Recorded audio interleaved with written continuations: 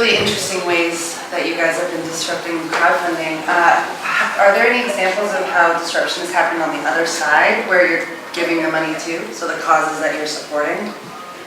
You know, I think for me, one of the things, again, is just kind of shocking yourself. When I started Universal Giving, I thought for sure it was the most important thing to the nonprofits would be giving and volunteering. Actually finding it's not. What we're finding, one of the most important things we can do for our nonprofits is to market them.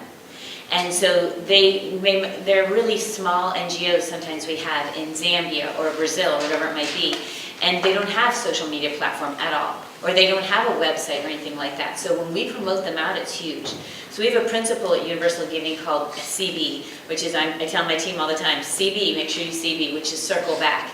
And again, it's pointing to what George talked a lot about communicating a lot. Anytime, for example, we're here and we mention a nonprofit, we will take that video, we will cut out the portions about them with me mentioning their name, and then we will send it back to them and then viral it out for them. And why our community is so, such a tight community of our NGO partners is because we're constantly promoting the good work they're doing. Can we track all those results? Not necessarily. And a lot of it also happens offline. We were on a radio program, and afterwards a guy called in and he wanted to give thousands of dollars. He didn't like the projects that were not liked, but we didn't have the projects he wanted on the site.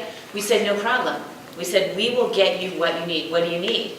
And we put him in touch with Build Change, and he wanted to help, construct homes, and Build Change does that. They didn't have the project exactly designed how he wanted it. We hooked them up offline. He's working, he's funding them now. Do we have that tracked on Universal Giving's website? No.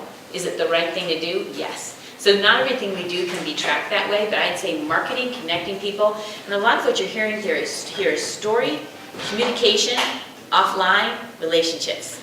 It's very interesting. It's story, communication, offline, and relationships, which will help your philanthropy, whether you're offline or online.